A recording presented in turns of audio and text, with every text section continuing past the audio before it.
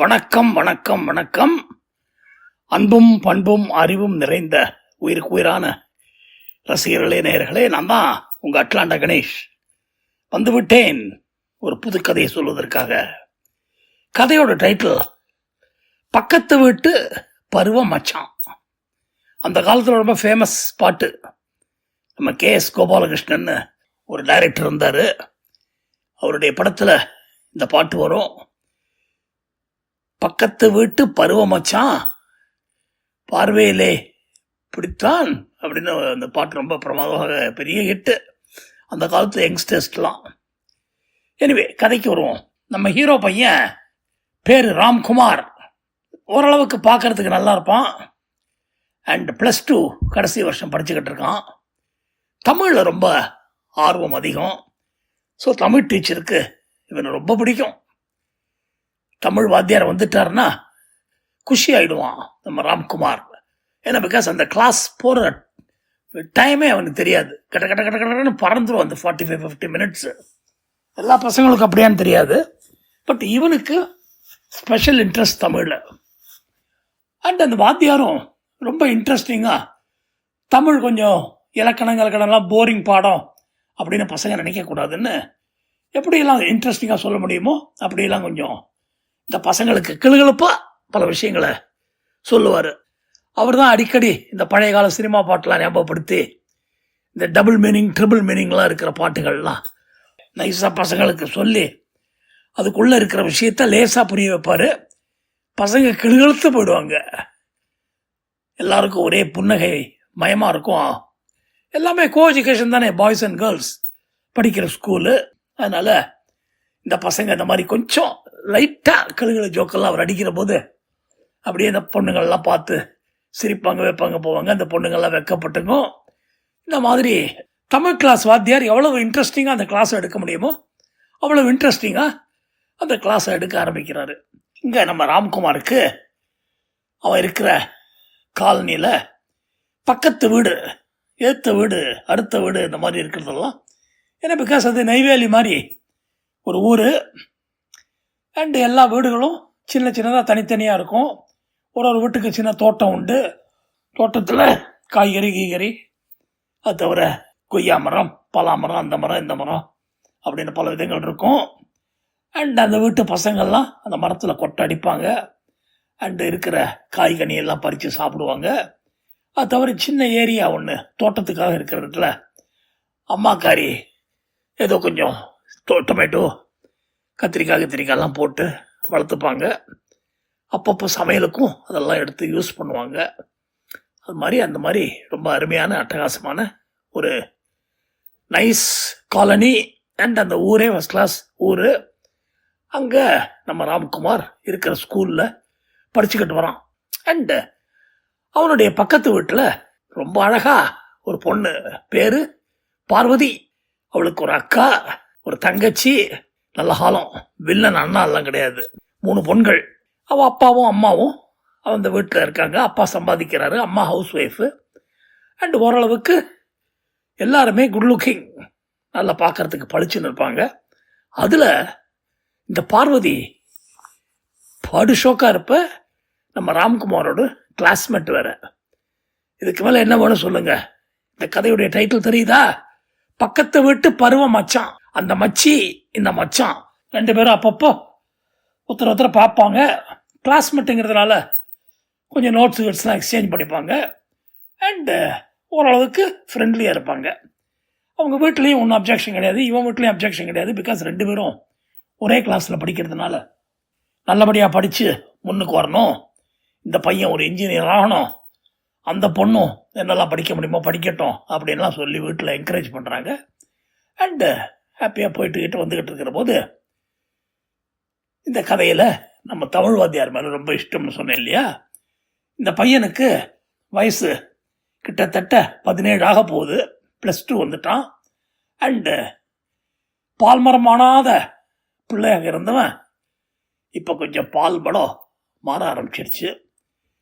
அதாவது அழகான பெண்களை பார்த்தால் ஒரு ஈர்ப்பு வருது.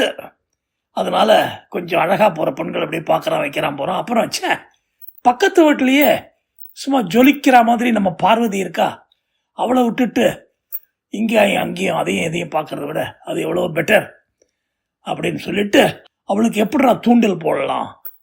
அந்த வயசு அப்படி பாவம். ஏன்னா பிகாஸ் எல்லாருமே அந்த வயசை கடந்து தானே போவோம். அந்த வயசில் பார்க்குற பெண்கள்லாம் ரதியாக இருக்கும். அதுவும் நிஜமாலே நல்லா அழகாக இருக்கிற பெண்களை பார்த்தா எவ்வளோ கிளுகிழப்பு வரும், கிளுகிழப்பு. அப்படியாக அந்த கிளுகிழப்பில் இவன் அப்படி பார்க்குறான் வைக்கிறான், எப்படிடா வளைச்சி போடுறதுன்னு. ஏன்னா இவ்வளோ நாள் ஏதோ ஒரு ஃப்ரெண்டாக பழகியிருக்கோம், வச்சுருக்கோம், போயிருக்கோம். இப்போ அதுக்கு அடுத்த ஸ்டெப்புக்கு போகிறதுனாக்க ஓங்கி கன்னத்தில் ஒரு அறை விட்டாலும் விட்டுருவா. இல்லைன்னு சொன்னால் வீட்டில் போய் கம்ப்ளைண்ட் பண்ணால் அவங்க என்ன சார் உங்கள் பையன் என் பொண்ணுக்கிட்ட மிஸ்பிஹேவ் பண்ணுறான், அவன் அப்பா சொல்ல, இவன் அப்பா நாலு சாத்தி ராஸ்கல், படிக்கிற வயசில் இதெல்லாம் எதுக்குடா அவனுக்குன்னு அடிப்பார், உதைப்பார், இந்த பிரச்சனையெல்லாம் வரக்கூடாதுன்னு சொல்லிட்டு இதை நல்லா பியூட்டிஃபுல்லாக அழகாக எப்படி டேக்கிள் பண்ணி அந்த பொண்ணுக்கு புரிய வைக்கிறது அப்படின்னு யோசிக்கிற போது தான் அவனுடைய தமிழ் வாத்தியார் தெய்வம் மாதிரி வந்தார். அதாவது கிளுகிழப்பா பல விஷயங்கள் சொல்லுவார்னு சொன்னேனே, பழமொழிகளை நிறையா பசங்களுக்கு தெரியணும்னு சொல்லி கொடுப்பாரு. நாளைக்கு வாழ்க்கையில் உங்களுக்கு ரொம்ப யூஸ்ஃபுல்லாக இருக்கும் அப்படின்னு எல்லா கிளாஸ்லேயும் ஒரு 5 minutes ஒரு 4-5 பழமொழிகளை சொல்லுவார். அதாவது பெண்களுக்கு வேணுங்கிற பழமொழியெல்லாம் சொல்லி சந்தோஷப்படுத்தி அவங்கள இந்த மாதிரி பொம்பளைங்கள்லாம் இப்படி இருக்கணும், அச்சம் நாணம் மனம் பயிர்ப்பு அப்படிங்கிற விஷயத்தெல்லாம் சொல்லிக் கொடுப்பாரு. பசங்களுக்கும் அதே மாதிரி எல்லாரும் நியாயமாக இருக்கணும், ஒழுக்கமாக இருக்கணும், நல்லா இருக்கணும்னு சொல்லிட்டு பசங்களுக்கு ஒரு கெத்து வரத்துக்காக ஜான் பிள்ளையானாலும் ஆண் பிள்ளை அப்படின்னு ஒன்று சொல்லிட்டு, இதை பாருறா ஆம்பளை பசங்க ஜான் பிள்ளையாக இருந்தாலும் ஆண் பிள்ளைன்னு அந்த காலத்துலேயே சொல்லியிருக்காங்க அப்படின்ட்டு அந்த ஆம்பளை பிள்ளைக்குள்ள கெத்தெல்லாம் பற்றி சொல்லுவார். அதே மாதிரி 5ல் விளையாது 50ல் விளையுமா அப்படின்னு சொல்லிட்டு சின்ன வயசுலேருந்தே வளைஞ்சு கொடுத்து வாழ பழகணும். ஸோ தட் நல்லபடியாக எல்லாருக்கிட்டையும் அட்ஜஸ்ட் பண்ணி போக முடியும். அப்போ தான், அப்படி இல்லைன்னா வாழ்க்கையில் விளையாமல் இருந்தால் பெரிய ப்ராப்ளம் ஆகி ஒரு நாளைக்கு உடஞ்சி விழுந்துருவேன் அப்படிங்கிற மாதிரி சொல்லிக் கொடுப்பாரு. அதே மாதிரி நுணலும் தன் வாயால் கெடும் அப்படிங்கிற மாதிரி ஒன்று சொல்லுவார். இந்த மாதிரி பல விஷயங்கள். தவளை தானே கத்தி கத்தி பாம்பு கிட்ட நான் இருக்கேன் எங்கன்னு சொல்லும், அதனால தவளையும் தன் வாயால் கெடும் அப்படின்னு சொல்லி அதுக்கு ஒரு இதெல்லாம் எக்ஸாம்பிள்லாம் கொடுத்துக்கிறதெல்லாம் பண்ணுவார். ப்ளஸ் நாயை குளிப்பாட்டி நடுவீட்டில் விட்டாலும் அப்படின்னு சொல்லிட்டு இந்த மாதிரி நாய் புத்தி மாறாது அது இது அப்படின்னு பல விஷயங்களை ஒரு நாளும் ஒரு 5-6 பழமொழிகளை சொல்லுவார். அந்த காலத்தில் நம்ம பெரியவங்கெல்லாம் சொன்ன பழமொழிகள் இதெல்லாம் கேட்டுங்க. ஏன்னா பிகாஸ் நாளைக்கு உங்களுக்கு வாழ்க்கையில் இது பழிச்சு ஞாபகம் வந்தால் பல விஷயங்களுக்கு யூஸ்ஃபுல்லாக இருக்கும் இது அப்படின்னு ஒரு நல்ல எண்ணத்தில் அந்த பழமொழிகள்லாம் சொல்லுவார். அதில் ஒரு நாளைக்கு அவர் சொன்ன பழமொழி நம்ம ராம்குமாருக்கு பழிச்சுன்னு, ஆஹா இருக்கிற பழமொழியிலேயே பெஸ்ட்டு பழமொழி இதுதான் அப்படின்னு முடிவு பண்ணிட்டான். அவனுக்கு ரொம்ப பிடிச்சி போச்சு. ராத்திரி தூங்குற போது, காலைல எந்திரிக்கிற போது, பார்வதியை பார்க்குற போதெல்லாம் அவனுக்கு இந்த பழமொழி மனசில் வந்துக்கிட்டே இருக்கு. ஆஹா பார்வதியை கவர் பண்ண இது ஒரு அருமையான பழமொழி அப்படின்னு சொல்லிட்டு ஸ்கூலில் இந்த பழமொழியை சொல்லிவிட்டு அவர் நிறையா இதெல்லாம் சொல்லியிருந்தார்.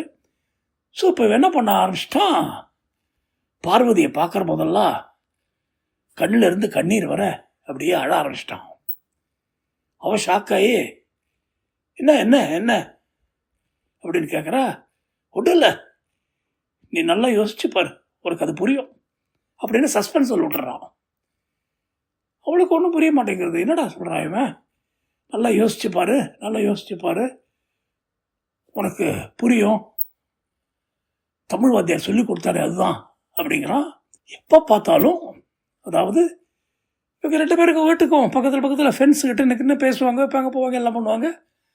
அவளை பார்க்குற போதெல்லாம் கண்ணிலேருந்து தண்ணீர் வழிய அப்படியே அழறான். என்னன்னு சொல்ல மாட்டேங்கிறான். கடுப்பாயிட்டா. யாரு, நம்ம பார்வதி, அழகி பார்வதி. அவளுக்கும் கொஞ்சம் பிடிக்கும் அவனை, இருந்தாலும் இந்த மாதிரி முட்டா பையன் மாதிரி அழுதுகிட்டே இருந்தா என்ன பண்ணுவாவ. ஒரு நாளைக்கு ரொம்ப கோவம் வந்தது, பாரு உங்க கூட பேசுறதே நிறுத்திடுவேன், உன் முகத்திலேயே நான் முழிக்க மாட்டேன், எதுக்கு என்னை பார்த்த உடனே அழற, ஏன் இப்படி விடியா மூஞ்சியாக இருக்க? நல்லா சிரிச்சுக்கிட்டு சந்தோஷமாக இருப்ப. உன் முகம் பார்க்குறதுக்கு ப்ளசண்ட்டாக இருக்கும் அப்போல்லாம். இப்போ உன்னை பார்க்கவே எனக்கு பயமாக இருக்குது. இப்போ பாரு கண்ணீரும் கம்பளையமாக இருக்க ஒரு பொம்பளை மாதிரி அப்படின்னு சொல்ல, அதான் சொன்னேனே, நல்லா யோசிச்சு பாரு, உனக்கு புரியும்னு சொல்லி. என்னையா யோசிச்சு பாரு இந்த உயிர் எடுக்கிற, என்ன சொல்லி தொலைய அப்படிங்கிறா. தமிழ்வாதியர் என்ன சொன்னார் அப்படின்னு. ஏன் எத்தனையோ பழமொழிகள் சொன்னாரே, அந்த ஒரு பழமொழி மட்டும் எனக்கு ரொம்ப பிடிச்சி போச்சு. உனக்கு பிடிச்சதா? எந்த பழமொழியா? பழமொழிங்கிற எந்த பழமொழி? ஒன்று சொன்னா நீ கோச்சிக்கக்கூடாது. என்னது சொன்னா கோச்சிக்கக்கூடாது? சொல்லி தொலை. நீ நானும் பக்கத்து வீட்டில் இருக்கோம். நான் உனக்கு பக்கத்து வீட்டு பருவம் மச்சான். என்னது அந்த பாட்டு அந்த காலத்தில் வந்திருக்கேன். எங்கள் அப்பா அடிக்கடி இந்த பாட்டெல்லாம் போட்டு கேட்பாரு. உங்கள் வீட்டில் பக்கத்து வீட்டு பருவம் மச்சானா? ஏண்டா அதுக்கெல்லாம் நல்ல ஹெல்த்தியாக எக்ஸசைஸ்லாம் பண்ணி பாடியை வளர்க்குறேன் நான் முட்டா பயல அப்படின்னு சொல்லு. சரி அதுக்கு சொல்லு, வந்த விஷயத்துக்கு வா நீ அப்படின்னு சொன்ன உடனே வாத்தியார் தானே சொன்னார் அன்னைக்கு. எல்லா பழமொழியும் சொல்கிற போது இந்த பழமொழியை சொல்லி கொஞ்ச நேரத்தை பற்றி விளக்கெல்லாம் கொடுத்தாரு. எந்த பழமொழி?